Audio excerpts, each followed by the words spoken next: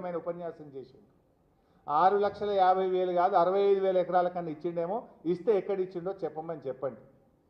పిల్లి శాపాలకు ఉట్లు దిగాయి. ఉత్తమ్ కుమార్ రెడ్డి గారు నిజాయితీగా కాన్సన్ట్రేట్ చేసి మీరు ఈ పొరుగు రాష్ట్రాలు చేస్తున్నటువంటి కుట్రలను తిప్పికొట్టండి, రాష్ట్ర ప్రయోజనాలు కాపాడండి. గా పాలమూరు రంగారెడ్డి ప్రాజెక్టు జర్రంతా ఒక్క 3 నెలలు పనిచేస్తే మొన్న గన్ని నీళ్లు సముద్రంలో కలిసినాయి. ఎన్ని నింపుకుందాం ఇవాళ? మహబూబ్ నగర్ జిల్లాకు ఎంత లాభం అవుతుండే? జర్రంతో జానడంత మురుడంత కాలు ఉండే.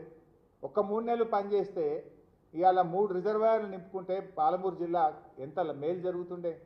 గా పని కూడా చేయకపోతుంది. ఏంటి మేడిగడ్డ ప్రాజెక్ట్ ఏమో పండబెట్టిరి, పాలమూరు ఎత్తిపోతల పథకాన్నేమో పక్కకు పెట్టిరి, మూలకు పెట్టిరి. పని చేయండి. ఇవన్నీ రాజకీయాలు ఉంటాయి, రాజకీయాలు మాట్లాడుకుందాం, కానీ రాష్ట్ర ప్రయోజనాలు కాపాడండి. ఊకే విమర్శలు మాని రాష్ట్ర ప్రయోజనాలు కాపాడే ప్రయత్నం చేయాలని చెప్పి మేము కోరుతా ఉన్నాం.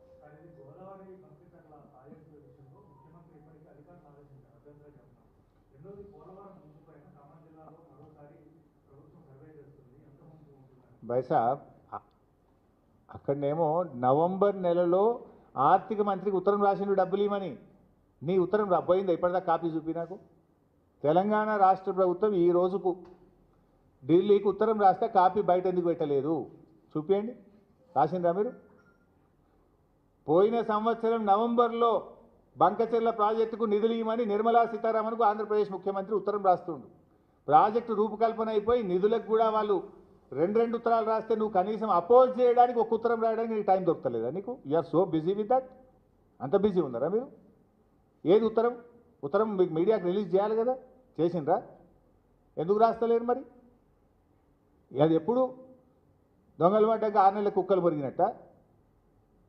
ఒదికు కేంద్ర ప్రభుత్వం నిధులు ఇచ్చే పని చేస్తూ ఉంటే, ఏడీబీతో టైఅప్ చేస్తూ ఉంటే మీరు ఏం చేస్తున్నట్టు?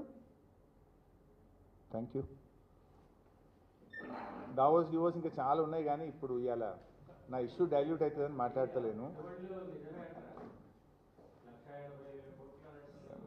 ఇక నేను ఏం చెప్పాలన్నా చెప్తే శాంతాడంతున్నది.